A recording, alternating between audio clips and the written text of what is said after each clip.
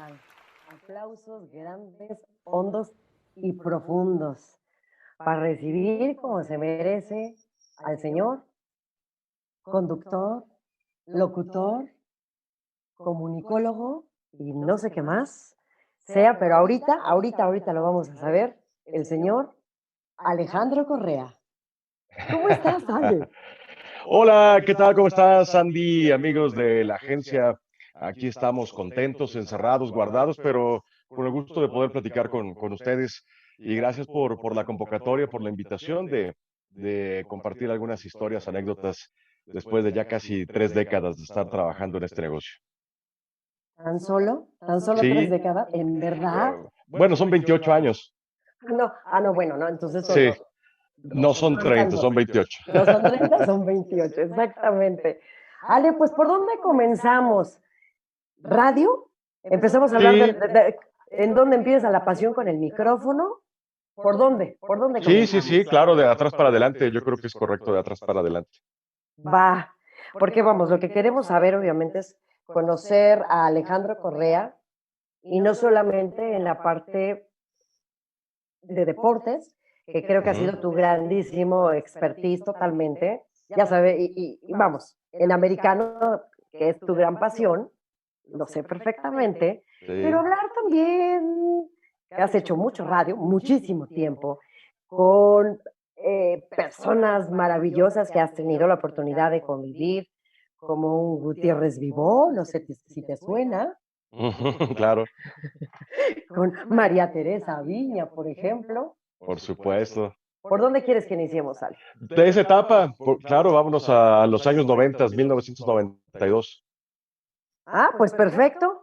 Empecemos, por favor, con la primera anécdota. Más bien, el primer encuentro cuando te dijeron, Alejandro, fuiste aceptado a trabajar y participar aquí con el señor Gutiérrez Vivo. ¿Qué tal? ¿Cómo fue esa experiencia? No, fue padrísima, digo, la verdad es que la historia sí vale la pena contarla porque un acontecimiento fue llevando a otro.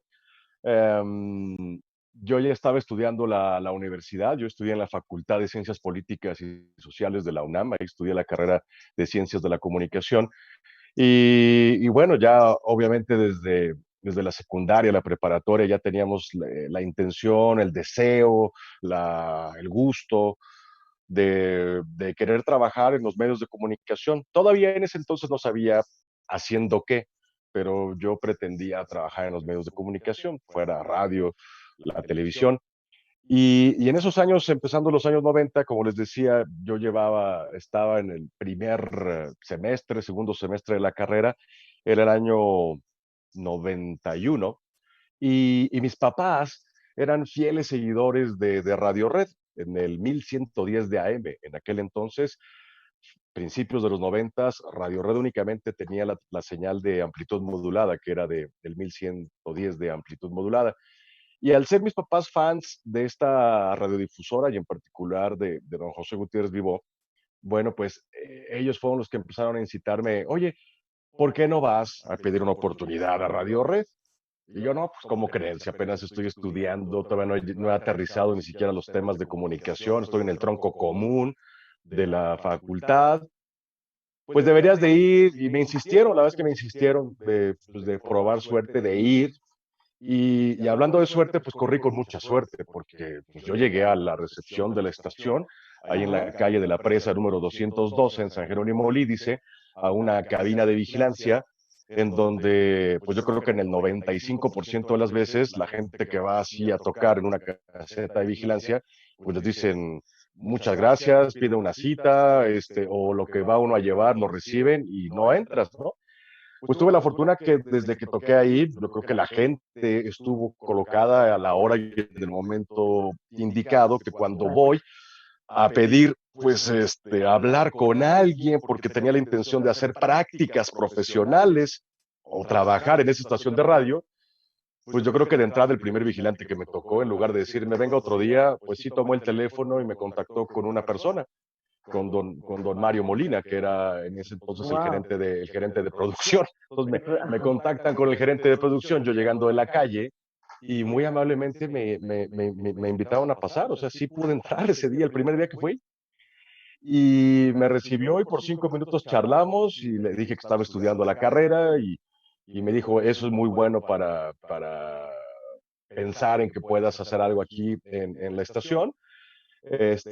¿Tienes alguna experiencia o algo? Pues nada, nada, ¿no? Nuevo, totalmente en ese tema de la comunicación. Ajá. Y para tratar de resumir un poco más esa parte de la historia de cómo llegué, fue al final me invitó a seguir participando, regresé como a los 15 días o a los 20 días para que redactara alguna nota, para que leyera algún texto. Y cuando leí el texto, descubrió o reconoció que podía tener un timbre de voz radiofónico.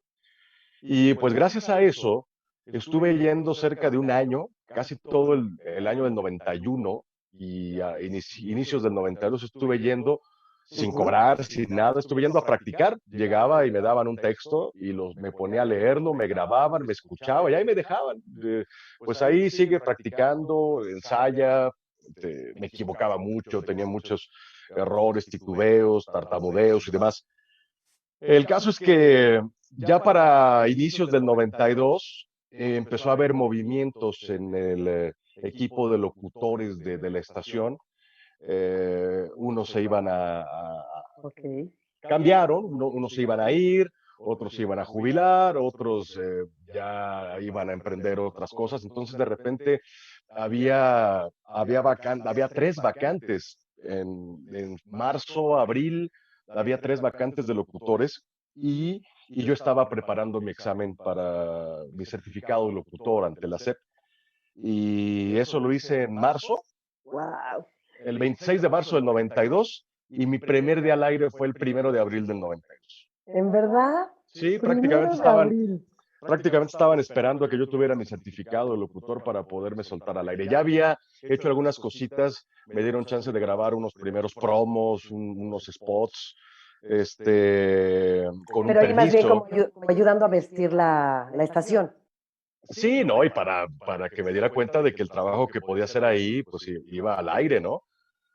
Este, pero a lo que me refiero de que cuando me contratan ya como locutor de planta, fue el 1 de abril, ya con mi certificado en mano, y en febrero y marzo anduve haciendo cosas al aire, pero con un permiso, que antes se otorgaban permisos para poder estar al aire, con un permiso firmado por la estación y demás de que estabas tú Claro. como practicante.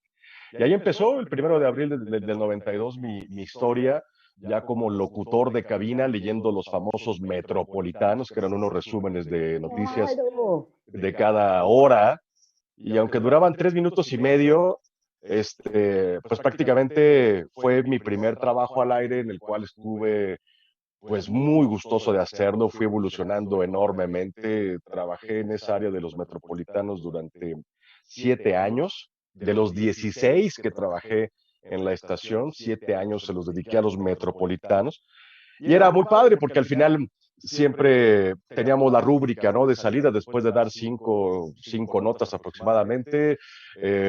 Sellábamos con la temperatura en la Ciudad de México es de 18 grados centígrados. Realización, Hugo de la Rosa Castro. Informó Alejandro Correa.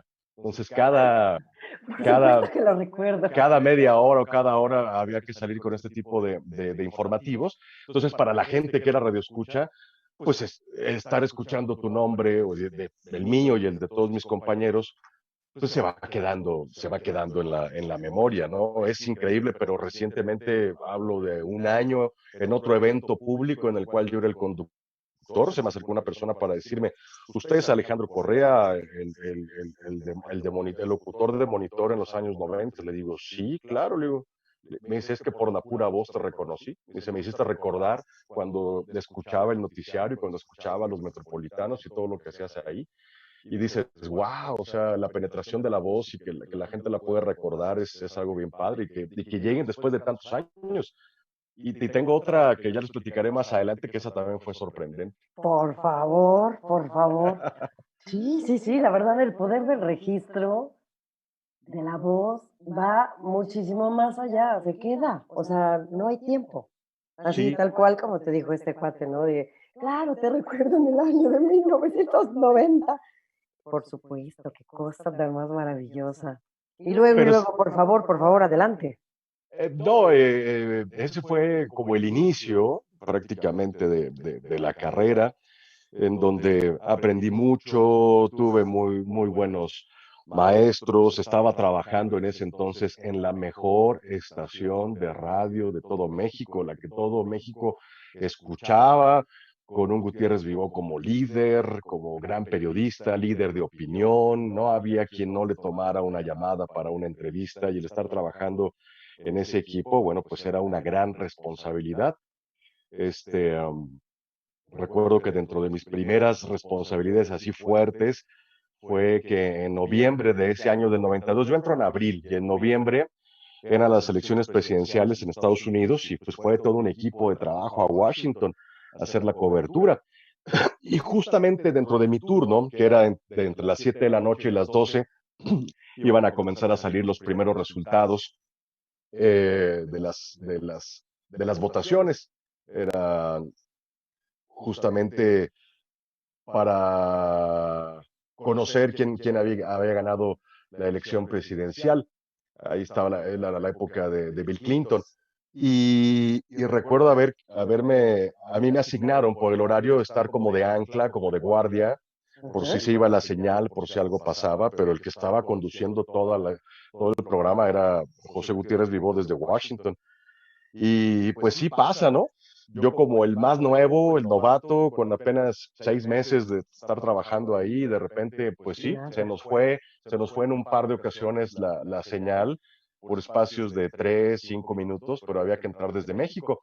Y tuve que entrar para, obviamente, los redactores, productores me respaldaron mucho, dándome información, textos, y después de que ya habían recuperado la señal, pues por primera vez yo en mi corta vida de locutor y en mi corto tiempo de trabajar ahí, Ajá. tener que mandar micrófonos de nueva cuenta desde México a don José Gutiérrez Vivó, es decir, yo enlazar a don Gutiérrez era así como de wow. ¡Wow! Sí, entonces regresamos a Washington con todo el equipo de noticias de Monitor y Radio Red con José Gutiérrez Vivó. Adelante, los escuchamos, señor Gutiérrez. Y el que el señor Gutiérrez recibiera la señal y dijera, gracias en México a Alejandro Correa, así de, wow, dijo mi nombre, ¿no? Así padrísimo. Las manos sudando. Qué Sí, rico, pero qué rico ese nervio. El sí, pues inicio. yo Caray. tenía 20 años en ese entonces, ¿no? Estaba muy chavo también, pero eran las primeras grandes experiencias que uno tenía al aire. Esa fue una de ellas, ¿no? Las elecciones presidenciales de los Estados Unidos, y estar aquí de ancla al pendiente, porque si se iba la señal, pues yo tenía que estar en la chuleta, como se dice, ¿no? Claro. De saber cómo van las votaciones. Estábamos viendo, ya teníamos la señal internacional de CNN y podíamos estar viendo por televisión, que antes para ese tipo de eventos todavía los medios de comunicación estaban un poco dormidos, ¿eh? Aunque suene increíble, pero les hablo que ahorita sí, sí hay elecciones en Estados Unidos que las va a haber próximamente. Cualquier medio de comunicación, televisión, radio, hacen programas especiales, ¿no? En aquel entonces no era así, ¿eh? En aquel entonces ya se esperaban hasta dar una noticia para confirmar, pero para darle el seguimiento, don Gutiérrez era especialista en eso, el anticiparse a las cosas como periodista. Y entonces la gente a veces se le hacía tedioso o largo, de, ay, ¿quién quiere estar escuchando 5 horas de lo que pasa en las elecciones de Estados Unidos o en lo que pasa en las elecciones de México? Pero pues tenía todo un equipo de especialistas para hablar de todos los temas de políticas sociales, de imagen pública, en fin, y ya hoy en día es muy común, pero en aquellos años, Por supuesto. esto que hacen ahora las televisoras, pues se hacía hace muchos años en radio. Por supuesto. Y además, vamos, lo decía don Gutiérrez Vivó, entonces, claro, todo el mundo, pues claro que estábamos ahí al pendiente, totalmente siguiendo la nota, la que fuera, para no entrar como en más detalles, pero venía de ahí, venía de esa fuente, entonces, tal cual, ¿no? Era un gran líder de opinión en su momento y, por supuesto, era totalmente creíble todo, no se ponía en tela de juicio ni de duda nada, venía completita la cosa, ¿no? Sí, y es que la verdad aprendimos todos de él, y en particular de él. Yo recuerdo que en un par de ocasiones a mí me lo llegó a decir.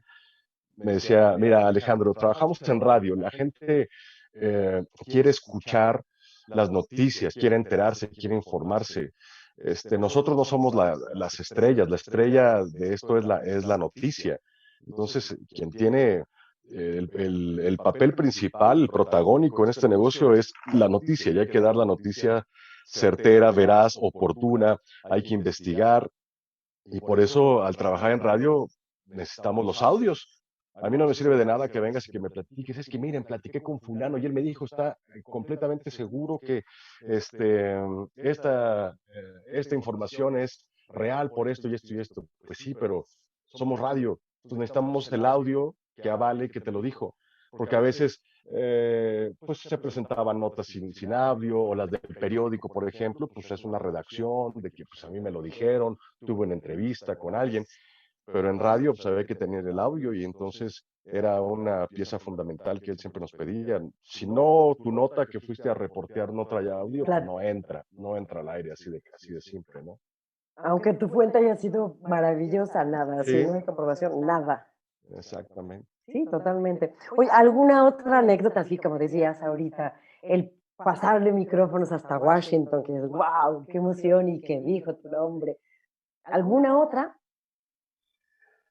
Bueno, mira, informativamente hablando, así de lo que recuerdo de bote pronto, bueno, también en ese mismo año 92 azotó un huracán muy fuerte de Estados Unidos, Andrew. Entonces eran días de estar siguiendo los acontecimientos del huracán. En el 93 falleció Mario Moreno Cantinflas, y fueron de mis primeros momentos así fuertes informativamente hablando de darle seguimiento a una noticia. Y, y bueno, posteriormente, esa anécdota que les platico fue primero como locutor. Yo era locutor en ese momento. El siguiente paso para nosotros como locutores, pues era poder aspirar o a ser conductores de noticias. Entonces, esa fue otra etapa que hice ya más adelante, Mm. en donde empecé a conducir los noticiarios con el resto de mis compañeros, con Enrique Muñoz, que ahora está en Telefórmula, con Martín Espinosa, que está en Grupo Imagen, con José Luis Reyes García, que eran los otros tres conductores que después de Gutiérrez Vivó, pues ellos seguían por antigüedad y por experiencia, y yo como chavo de nueva generación, pues poco a poco fui subiendo y fui compartiendo micrófonos con todos ellos, obviamente con Teria Viña, los programas de fines de semana que teníamos, que conducíamos el programa de los doctores, de Por tu Salud.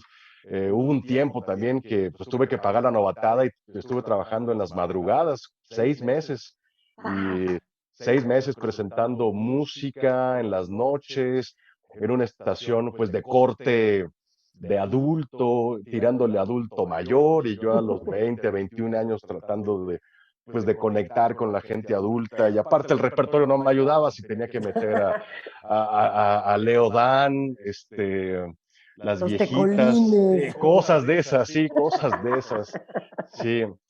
Entonces, pero pues también fue una etapa dura, difícil, pero te va forjando el carácter y aprendes a ser responsable, que bueno, ahora falta un poco eso en algunas generaciones, ¿no? Por supuesto. En donde, pues sí, ni modo, papá.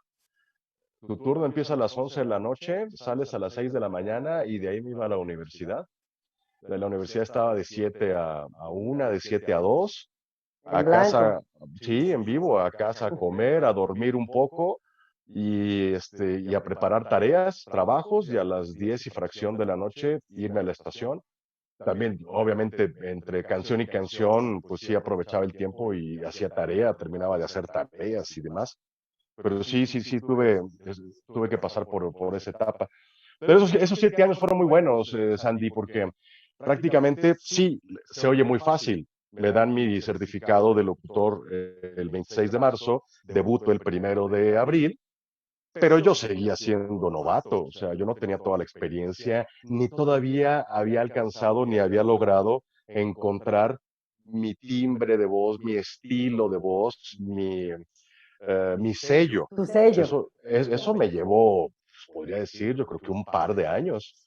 Un par de años. Yo he escuchado grabaciones mías de esos años 92, 93, y me doy cuenta que no, me hacía falta todavía explotar más la voz. Tenía buen timbre, pero me faltaba con un poquito más Matices. de matices, exacto, matices, un poquito más Ujú. de pasión a leer algunos textos, dependiendo del texto, lo que te va indicando. Pero yo creo que eso estuvo padre porque pues estaba prácticamente practicando, valga la redundancia, sobre Ujú. la marcha y ya cobrando, ya me pagaban, tenía un sueldo. Pero en Eso realidad ya estaba padre. esos dos primeros años pues fueron de seguir practicando y de encontrarme con retos y retos y retos. Lo mismo era estar al aire para leer noticias, cómo improvisar porque se ha habido la señal y al mismo tiempo nuestras funciones como locutor en ese entonces era, si eres el locutor de cabina, tus responsabilidades, los metropolitanos de cada media hora, pero también hay que grabar promocionales, hay que grabar algunos comerciales que de repente la estación vendía paquetes de tiempo aire para las marcas y O de había hecho, creo que, que lo siguen haciendo, ¿verdad? sí, ¿verdad? Sí, claro. En donde el locutor de la estación termina por grabar el spot de la marca por comprar el tiempo, ¿no? Ajá, sí, sí, Ah, totalmente. Sí, bueno, así, pues, así van los paquetes. Sí, esa ah, parte sigue siendo exactamente igual. pues eso hacíamos. Pero entonces, por hacer todo eso, pues cada día era un aprendizaje, porque de repente llegaba un spot de una empresa que vendía escritorios o muebles para oficina, o lo mismo llegaba un spot para anunciar un libro, o lo mismo llegaba un spot de una tienda comercial de cadena en donde había que decir ofertas. Entonces, pues esos timbres de voz, esos matices, pues los fui adquiriendo y aprendiendo en esa etapa. Y aparte, ya al entrar a la cabina para leer en vivo las noticias, pues era el ritmo de noticias, ¿no? El estilo noticioso, informativo. Entonces, Exacto. sí, Que trae su cantada, como decimos nosotros, ¿no? sí, trae su cantadita. Entonces estuvo padre, digo, fueron muchas experiencias, pero también informativamente, así de las que recuerdo, les platico, pues yo estaba así de nuevo y de repente llegó un huracán horrible y azotó Florida, era el Andrews, y luego muere Cantinflas y después, bueno, la parte súper crítica en la historia política de México, el 93-94 con lo de Colosio, no, o sea, fueron momentos de shock informativamente hablando en esa época, ¿no? O sea, tú ya estabas totalmente en el ajo, como decimos, Sí, sí. adentro. Sí, Y al mismo tiempo seguía estudiando la universidad, digo, ya para ese entonces ya había dejado el tronco común, ya estábamos hablando del 93, ya tenía 2 años de experiencia y seguía yendo a a la facultad, pero era de los pocos que estando en la facultad ya trabajaba en los medios de comunicación, muy pocos. buenísimo. Ale, yo quiero hacer aquí una pequeña eh, cortecito, un pequeño cortecito, Sí, bueno, no corte, más bien una pequeña pausa porque queremos presentar un pequeño collage que Javi ha hecho para ti. Y entonces, para poder continuar con la vale. plática, ¿les parece? Ok, adelante.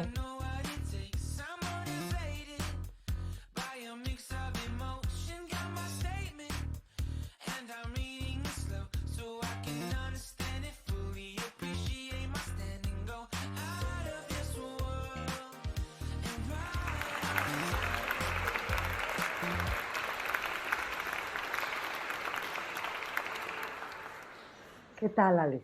Un pequeño recorrido de algo que sabemos que has hecho, Sí, independiente de lo de Gutiérrez Vivó, lo de la UTE, porque también has hecho programas de televisión, ajá. televisión educativa. Pero ¿qué más has hecho, Ale? ¿En qué otros momentos has incursionado? Obviamente teniendo como compañero al micrófono. No, pues ha sido parte de mi vida prácticamente, como les decía, desde hace 28 años para acá. Em, Muchas gracias por los aplausos, ¿eh? Querido público, escuché los aplausos, así es que muchas gracias por ese recibimiento tan cálido de los besos. Muchas gracias, gracias, gracias. Pues bueno, después de esa maravillosa etapa que fue un gran aprendizaje, la verdad, mira, al final terminamos mal con Gutiérrez Vivó por el tema, se peleó con la familia Aguirre de Radio Centro, le quedaron a deber dinero, él a su vez a nosotros, se hizo un tema político y demás, y terminó monitor de Radio Red en el 2008. Ya para ese entonces yo ya había pasado por otras áreas. Mi pasión por los deportes siempre la tuve. O sea, el hecho de querer incursionar en los medios de comunicación era para en algún momento ligarlo con la actividad deportiva. Yo jugué Ok, fútbol americano desde niño. Yo jugué fútbol americano en las Águilas Blancas infantil. Después cierto. jugué en Vaqueros de Cuapa, ya por los ochentas, y terminé jugando juveniles en la UAM Xochimilco. Y siempre mi intención era, de algún momento, ligar los medios de comunicación con el fútbol americano principalmente y con los deportes en general. Entonces, como esa era mi pasión, yo siendo locutor empiezo a pedir en el 97, 98, empiezo a Ujú. pedir oportunidad a Miguel Aguirre Castellanos, que era el titular de los deportes en Monitor de Radio Red, que me diera chance para hablar de fútbol americano, porque como siempre no, esto no ha cambiado y no es nuevo. Ale, perdóname, perdón Sí, por la interrupción, dime. pero antes de platicar acerca de tu pasión, que son los deportes, platícame, hagamos un buen paréntesis, cuando has incursionado en la locución comercial, porque Ah, claro. casi nadie sabe que tú has hecho mucha locución comercial. ¿Qué Sí, sí, pasa con sí. este rubro? Pues mira, ligando lo que te quería comentar Ujú, al tema de la locución comercial, cuando pido la oportunidad de comenzar a hablar de fútbol americano en la estación de radio sin que me pagaran, sin que cobrara algo adicional por este tema, para el 99 me convierto en reportero de deportes.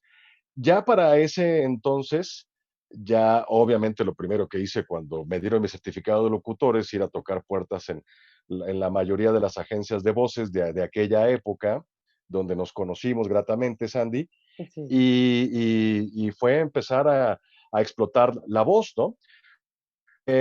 Fue también una parte muy, muy, muy, muy padre, durante un tiempo, pues eso de ir a hacer el casting, ¿no? Ahora qué maravilla que los puedes mandar por computadora, pero el ir al casting, a la prueba de voz, eso sí lo empecé a hacer luego, desde el 92, 93, ya estaba Ujú. haciendo los castings. Mi primer comercial de televisión llegó hasta el 95, 96. Ajá. Grabé un comercial para la marca Más Color, el detergente líquido concentrado que sí limpia, sí conserva los colores de su ropa y rinde más. Más color limpia y da más vida a los colores. Ese fue mi primer spot. eh, Qué este, padre. y efectivamente, después de ahí ya llegaron muchos otros más. Este, pero de esa etapa sí era muy padre el yo poder sentir que tenía esa facultad de poder ser voz comercial, de poder ser voz de noticias y de poder ser una voz deportiva también, ¿no? Obviamente, y tú lo sabes, Sandy, te empiezan a encasillar en las agencias y la verdad ya hubo una época a finales de los 90, principios de los 2000, que me hablaban Ajá. únicamente para hacer comerciales de noticias. Ya sé. Que llegaba el cliente, oye, necesitamos un spot así tipo Radio Red, quiero un reportero vial que me diga, estamos vendiendo aquí al 3x2, pero con estilo de reportero de motocicleta. Ah, Alejandro Correa trabaja ahí. Y aunque no era reportero de motocicleta, pues tenía toda la voz y el ritmo y el estilo de la estación y era lo que quería el cliente y cumplía, ¿no? Es que, perdón, me da mucha risa porque sí, a mí me han llegado a pedir y yo, Ale, vas a un spot, pero adivina de qué vas. Adivina qué es Sí, lo que necesita el cliente. sí, sí.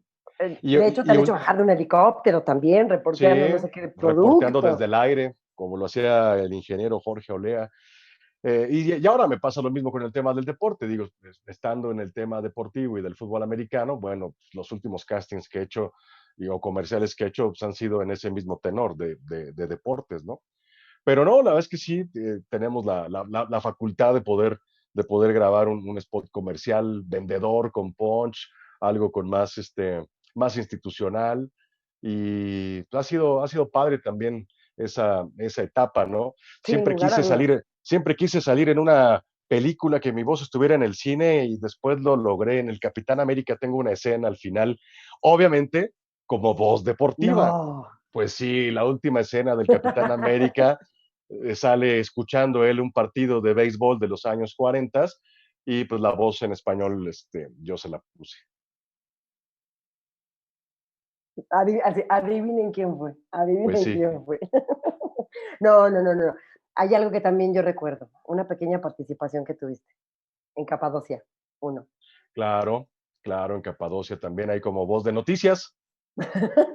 Salgo como voz de noticias, sabía que daba una noticia del asalto a la joyería de la hija de no sé quién, y sí, en Capadocia también, ahí también participamos. Por supuesto, de eso yo me acuerdo perfecto.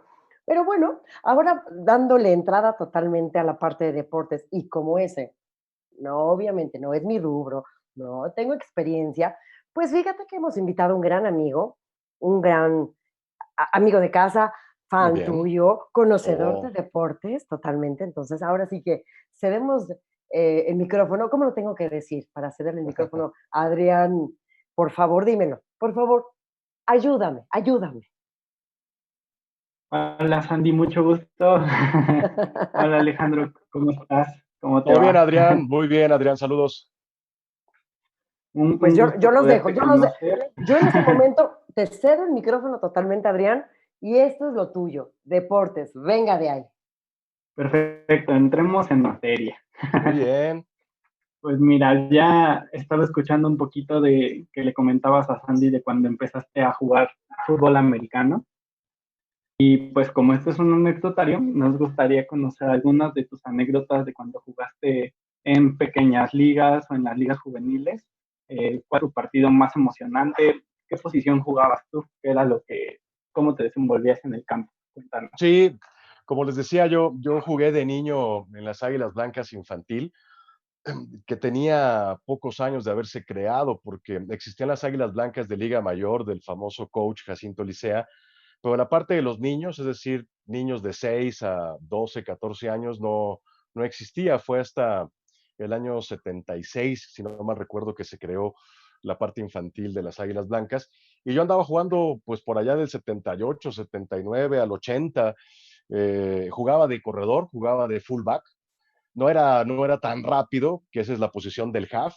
Yo era fullback un poquito más pesado, pero sí, a mí me encantaba correr y dejar ir la carrocería. Y bueno, pues, cómo olvidar que hasta el día de hoy siguen esos buenos enfrentamientos. Todos los que han jugado fútbol americano aquí en México, yo creo, tienen gratos o buenos recuerdos de ir a jugar al famoso Ejido de Oro, ahí en el Estado de México, donde está el Mm, campo de Redskins, los Bucaneros, en algún tiempo estuvieron los Pieles Rojas y atrásito los Raiders. En fin, sí, ir a los jugar Raiders, allá, justamente. ¿verdad? Ir a jugar allá era así, pues, toda una experiencia, ya así deportivamente hablando, ¿no? De ir en tu camioncito con tus compañeros, con tus coaches. Y eso, fíjate, gracias a Dios se sigue conservando en el fútbol americano actual infantil. Jugaba con el número 33 porque mi ídolo en ese entonces era Tony Dorsett. Tony Dorsett fue un gran corredor de los Vaqueros de Dallas en los años 70. Ganó un Super Bowl con ellos, el número 12.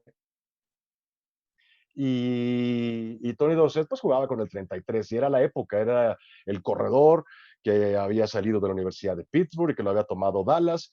Y Dallas, pues un equipo muy famoso, con la presencia también de Rafael Septién, uno de los primeros pateadores mexicanos con un puesto titular ahí como pateador después de Fren Herrera. Bueno, pues era un equipo a seguir y el 33 me gustaba mucho por el gran Tony Dorsett. Sí, no, más que nada como el sentir que te apoya tu ídolo para poder ir a los partidos, jugar, cuántas anotaciones Claro. me imagino, ¿no? ¿En Sí, algún claro. partido no llegaste a tener como algún como encontronazo más que nada con algún jugador de esos que te empiezas a comentar, de que te va marcando y que más que nada se vuelve como el pique del partido, ¿no? El quererle tú ganar y el que puedas hacer como la anotación restregar en algún momento. Sí, fíjate que no, en esa etapa infantil todavía era muy recreativo el juego. Ya en las categorías más grandes, obviamente ya de juveniles, intermedias, ya esa parte de la rivalidad y que si alguien te la hizo, te la va a pagar más adelante en el juego. Y viceversa, si tú le diste un buen golpe a alguien, pues en el resto del juego se la va a querer cobrar. Eso ya pasa un poco más de grandes, ¿no? De chavillos, así que te digo, de 6 11, 12 años, todavía lo que más quieres es ser elusivo, lucirte, hacer una gran atrapada, correr, que nadie te toque, que nadie te alcance, más que buscar un golpe o un contacto. Pero bueno, siempre las rivalidades existen y, y obviamente los partidos entre instituciones, ¿no? Aunque no los conocieras, pero siempre jugar los equipos del Politécnico con los equipos de Pumas, los Pumitas, bueno, pues siempre es una gran rivalidad. Pero al final termina, como siempre lo he dicho, el fútbol americano es enteramente formativo, más allá de que se desborde la pasión, es más formativo. La gente aprende a ser disciplinado, a trabajar en equipo, a saber perder cuando se da una derrota y disfrutar también de la victoria. Entonces, la verdad es que es un deporte muy padre, que más que generar esa animadversión por un rival, al final del partido te das la mano, vas a la tribuna, sigue existiendo esa tradición de que terminando un partido, un equipo va a la tribuna del rival y emite una porra en agradecimiento y viceversa, no importa cómo haya quedado el marcador. Ahora, eso es bastante bueno porque sí, al final queda el juego limpio que siempre debe de existir. Y Sí. pues bueno, y nos mencionas de esos juegos entre Águilas Blancas, Pumas, y que ahorita ya más que nada ha ido creciendo la liga aquí en México. ¿Crees que en algún momento la LFA, que es la Liga de Fútbol Americano aquí en México, pueda alcanzar un nivel o pueda llegar a tener un impacto similar al que tiene la NFL hoy en día? No, ese comparativo que haces es imposible. Lo que sí sería bueno es que se consolidara para tener una liga profesional de ese deporte. Es decir, aunque sean 6, 8 equipos, pero que sea una liga sólida, fuerte, económicamente hablando, porque ese es el principal razón del por qué no prosperan las ligas profesionales fuera del fútbol, porque hace falta mucho dinero, hacen falta empresarios, gente que ame este deporte casi a nivel altruista, en donde pues lo que puede invertir tal vez no lo va a recuperar en los primeros años. O sea, no, es difícil que alguien quiera invertir su dinero. Si alguien quiere invertir su dinero en esto para recuperarlo porque es un negocio, este no es el negocio correcto.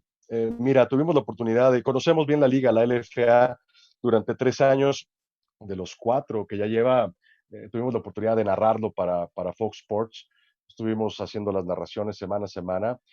Hoy en día es muy buen amigo mío Alejandro Jaimes, mi tocayo, quien es el comisionado de la LFA. Pero cuando hablamos de profesionalismo, mi querido Adrián, pues se requiere de lana, ¿no? Si eres un profesional, pues hay que pagar a los jugadores. El tema es que el fútbol americano, a diferencia de un equipo de voleibol, de uno de básquetbol, de uno de béisbol, de uno de fútbol soccer, un roster en Estados Unidos es de 52 jugadores. Tener una Wow. nómina para 52 no está fácil, y aquí en México es de 44, 45. Entonces, tener sueldos para todos ellos, se han estado jugando unos por 1,500 pesos, otros por 3,500 pesos un partido. Entonces, pues con ese tipo de salarios no puedes vivir de eso. Toda la gente hace otra actividad y juega fútbol americano de hobby por querer seguir haciéndolo. Pero para que se consolide como la liga que mencionas, la NFL, no, es imposible. Es la top líder de todas las ligas deportivas del mundo, por arriba de la Premier League, por arriba de la MLS, por arriba del Major League Baseball, por arriba de todas, por muchas razones, de buen manejo administrativo y por innovación en muchos temas. Sí, de hecho es lo que hemos visto y que al final el impacto que tienen también aquí en México, porque con todo y que el deporte nacional es el fútbol soccer, aquí en México estaba leyendo hace poquito que es el segundo deporte que mayor afición atrae y por algo pues se pide mucho que la NFL regrese a México cada año, ¿no? Porque justamente ese es el impacto que generan. Y pues bueno, pasando al tema de la NFL, ¿tú cómo viste el draft este año, esta ocasión, que se podría decir que es un draft histórico por la parte virtual en la que se tuvo que hacer? Sí, fue distinto, pero mira, al final ya los equipos en ese cuarto de guerra que siempre se caracteriza por estar conectados con diferentes máquinas, donde está el gerente general del equipo en coordinación con el coach para platicar qué es lo que nos viene bien. ya más o menos se tiene pensado qué es lo que necesita el equipo, qué es lo que tiene que escoger. Fue diferente, pues por no tener público, por no hacerlo como lo venían haciendo antes en el Radio City Music Hall de Nueva York. Ahora iba a ser en Las Vegas para darles impulso a la nueva ciudad que se incorpora como una ciudad de NFL.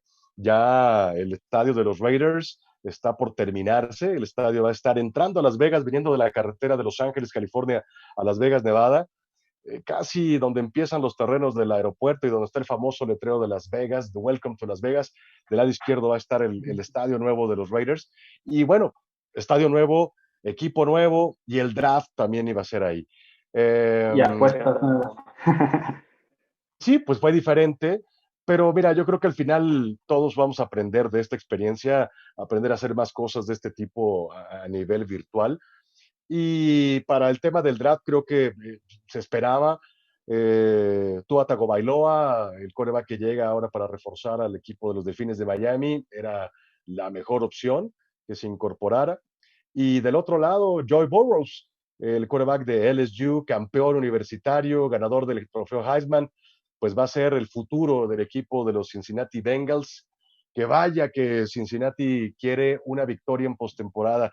¿Sabes qué es el equipo que tiene más tiempo de no conseguir una victoria en playoffs? 29 años Wow. de no tener una victoria en Ya, postemporada, ¿no? no, ya hace bastante. Imagínate, tú ibas empezando prácticamente tu, tu carrera cuando podía, Cuando ellos en su ganaron por última. última vez un partido de playoffs. Bueno, no, pues sí, ya le surge bastante y esperemos que sí, que con este Burrow, que es justamente de los más sonados en el draft, pues puedan lograr como esa parte por fin, tener su Oye, victoria. Adrián, pero dicen por ahí que hay más tiempo que vida, pero los fanáticos pues a veces quieren ver algo, ¿no? A lo que voy es Kansas City, ¿no? El actual campeón de la NFL, 50 años tuvo que esperar para volver a un supertazón y volverlo a ganar. Dallas va por su año número 25, o sea, lleva 24, empieza el número 25 de no ganar un Super Bowl. Es mucho tiempo para esos equipos. Sí, totalmente, y la exigencia de la afición es bastante y que al final, como tú dices, o sea, la afición no espera, pero también es como que ese año, cada año se renueva, nuevas emociones, nuevas esperanzas de que vuelvan a ganar, de que con las nuevas elecciones vuelvan pues, a generar todo ese impacto y pues es el al final de la NFL, ¿no? Que podemos decir que los Patriotas son los que dominan hoy en día, pero que aún así equipos como Cincinnati, Dolphins, los Ravens en su momento que estuvieron base. Entonces, pues esperemos que esta temporada sea como bastante buena. Y por cierto, ¿tú a qué equipo ves más fuerte la temporada? Con todas las selecciones que ya hubo, con todo de cómo se fueron armando los equipos, ¿tú cómo ves que vaya a ser esta temporada? Pues yo creo que en la conferencia americana, los Bills de Buffalo es uno de los equipos que puede aspirar a mucho. Ya no va a tener la presión de Tom Brady, que es tu rival divisional, al cambiarse Brady al equipo de Tampa Bay.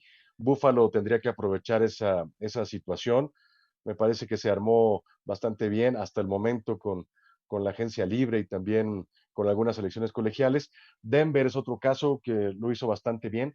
Y Dallas también, los Vaqueros de Dallas tuvieron unas buenas selecciones colegiales, sobre todo en la posición de receptor con C. Lamb, que es un buen prospecto. Y vaya que va a ser una muy buena mancuerna con Amari Cooper. El problema de los Vaqueros de Dallas, a pesar de que sí también obtuvieron a un buen corner eh, en el draft, la defensiva es el que genera ciertas dudas en el equipo de los Vaqueros de Dallas, porque terminó siendo la ofensiva más explosiva, generaba más de 440 yardas por partido, un promedio también de 29, 30 puntos por juego, pero pues al final se quedaron en el camino. Entonces está demostrado que aunque tengas a la mejor ofensiva, al mejor corredor, al mejor receptor, tienes que saberte defender, como le pasó a Kansas City el año pasado. El año pasado ya con Patrick Mahomes perdieron el juego de campeonato porque no pudieron parar a Tom Brady en el juego de campeonato de la conferencia americana. Y sí, aunque generaron 31 puntos, pero Tom Brady generó 38. Entonces, debes de tener una defensiva que aguante, que resista, que permita menos puntos de los que tú puedas generar. Y creo que Dallas está pasando por ese problema. Pero me gusta de que seleccionó bien, sí, Dallas seleccionó bien, y también del otro lado, me parece que va a haber cambios en Miami con Tua, y el equipo que no hay que perder de vista en la conferencia americana, tratar de tomar la herencia de los Patriotas, pueden ser los Bills de Buffalo. Bastante bien, bastante interesante, y pues sí, estarle siguiendo más que nada la huella a los Bills y ver cómo se desarrolla la temporada, a ver si realmente ya le pueden quitar un poco del puesto a Tom Brady, que ha venido ganando en la liga prácticamente todo. Y ahí me gustaría hacerte una pregunta que puede ser como polémica o la pregunta obligada en el fútbol americano. ¿Tú a quién eliges, Joe Montana o Tom Brady? No, es un tema que no tiene fin. Honestamente, yo lo que puedo comentar es que siempre son jugadores diferentes y las épocas son distintas. No se puede comparar. Yo me quedo con el estilo y la caballerosidad de Joe Montana, pero es innegable cuando ves los títulos que obtuvo Brady, o sea, el poder llegar 9 veces a un Super Bowl, o sea, no cualquiera en este mundo, o sea, y de esos 9, tener 6 anillos, pues también es algo extraordinario, ¿no? La verdad es que pues si nos limitamos al tema de los títulos, pues sí, no hay discusión. Brady pues, es el más ganador de todos, ¿no? Y también por la durabilidad que ha tenido, ¿no? Ha sido un quarterback que se ha cuidado mucho, muy longevo, y ahora no dudo que lo que pretenda hacer al llegar a Tampa Bay es llevar a Tampa Bay a un Super Bowl y jugarlo en Tampa Bay, que eso nunca lo ha hecho nadie. Y como él está acostumbrado a ponerse ese tipo de retos, pues ese es el objetivo, y esa es parte de la idea del por qué optó por irse a Tampa Bay, tratar de llegar, Salir de un poco de llevar, la zona de confort, ¿no? sí, de un poquito de exigencia, pero tratar de llevarlos a un Super Bowl para jugarlo en su propio estadio. La verdad es que es un tema muy complicado. Si Brady o Montana, yo creo que los dos han sido los más grandes en la historia. ¿Crees que en algo tenga que influir Bill Belichick para que Tom Brady haya logrado lo que ha logrado a la fecha en la NFL? Sí, sin duda, y eso lo vamos a ver ahora cuando esté en Tampa Bay. Digo, el coordinador ofensivo de Tampa Bay es Byron Leftwich, un quarterback más joven que Brady, que en su etapa profesional, digámoslo así, pues no hizo gran cosa Byron Leftwich en su paso por Minnesota, en su paso con Jacksonville. La verdad es que Brady le da la vuelta a su propio coordinador ofensivo, con todo respeto. Y Sí, total. y sí, Bill Belichick es la pieza fundamental de todo esto, ¿no? Porque aunque los jugadores son los que ejecutan, los coaches son los que toman las decisiones de qué plan de juego vamos a elaborar, a qué nos vamos a enfrentar, qué jugada es la que vamos a mandar, qué, qué plan de juego es el que vamos a abordar para enfrentar a este rival.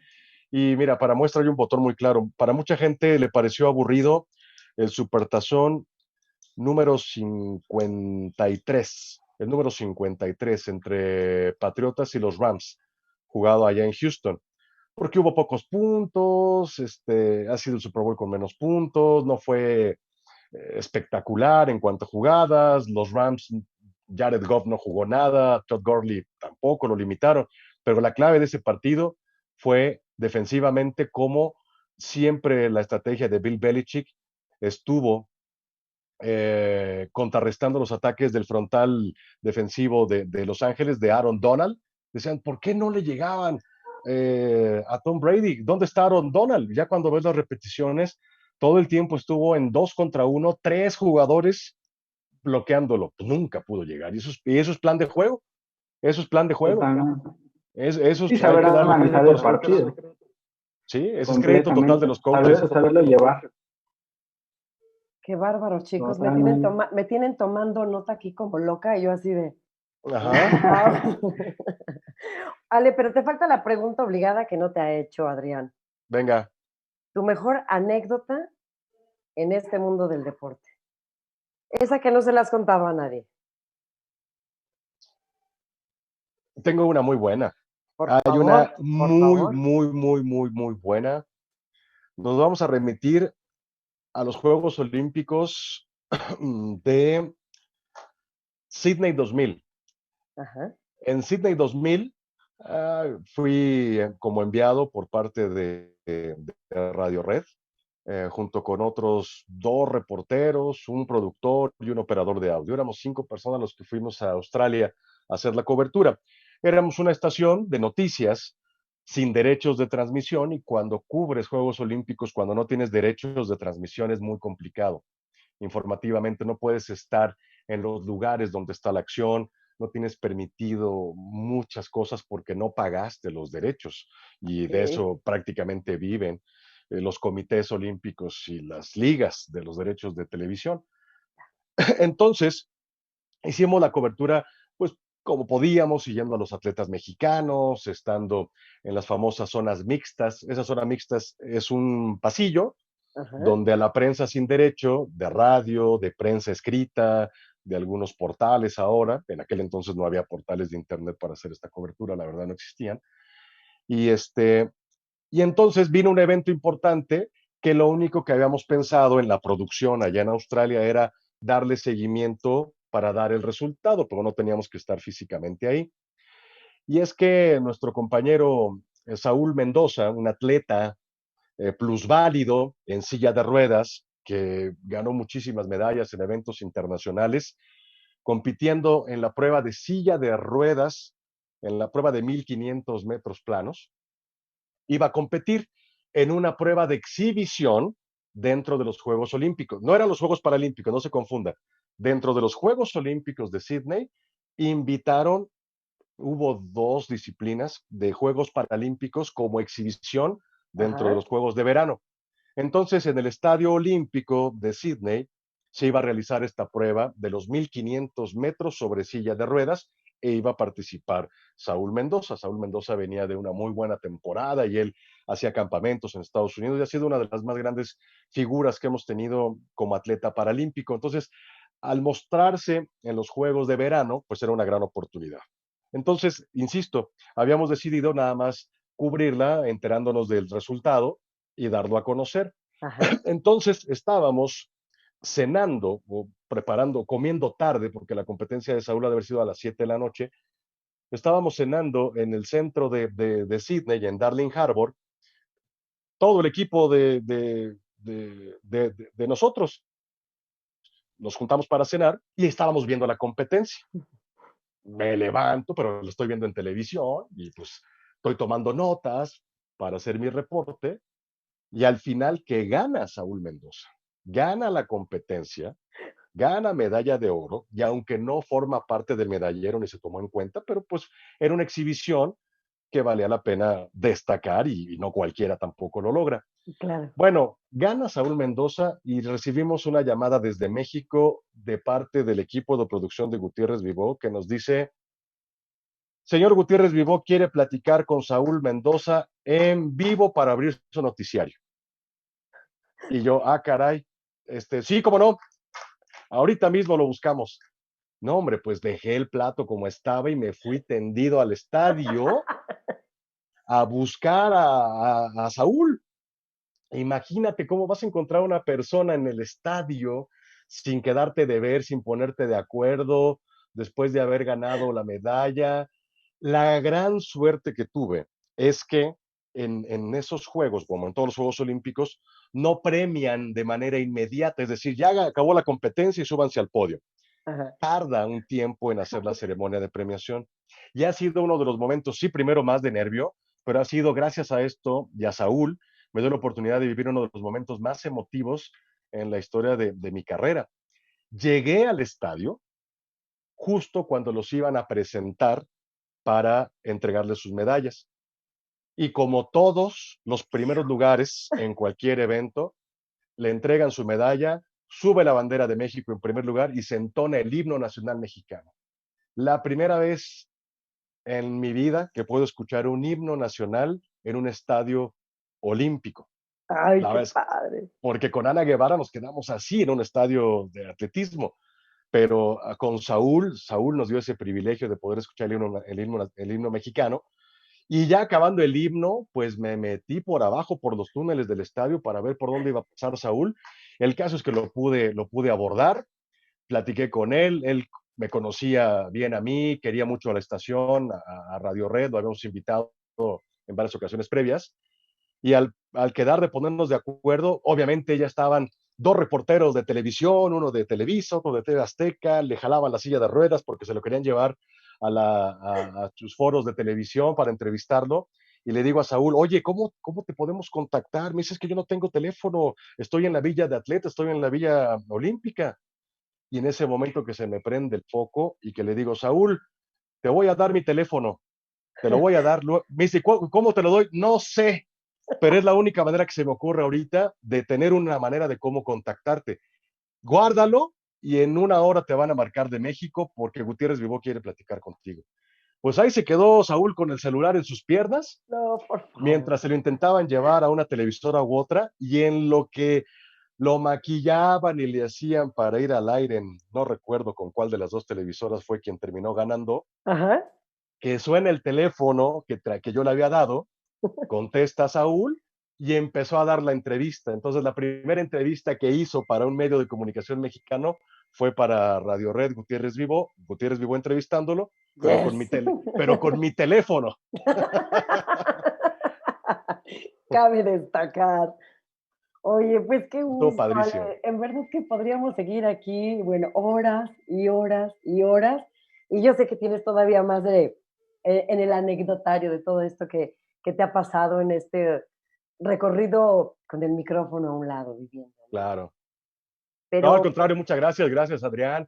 Gracias a Sandy, a la agencia, por ahí que estuvo en la operación técnica, Javier. A todos, muchas gracias. De verdad, fue un placer haber compartido y haber recordado todo esto después de ya de un buen rato. Y bueno, ya, pues últimamente a lo que me dedico, pues es al tema del fútbol americano en Fox Sports y hacer la voz de las carreras aquí en México con Emoción Deportiva, que muchos corredores que seguramente están viendo, seguramente han escuchado también mi voz en el maratón de la Ciudad de México.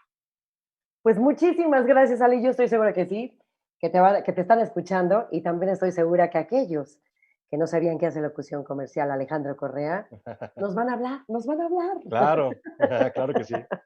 Pues muchas gracias, Ale, A y que tengas un ustedes, excelente día y todos los que nos gracias. quedan en estos momentos En de esta quédate en cuarentena, casa.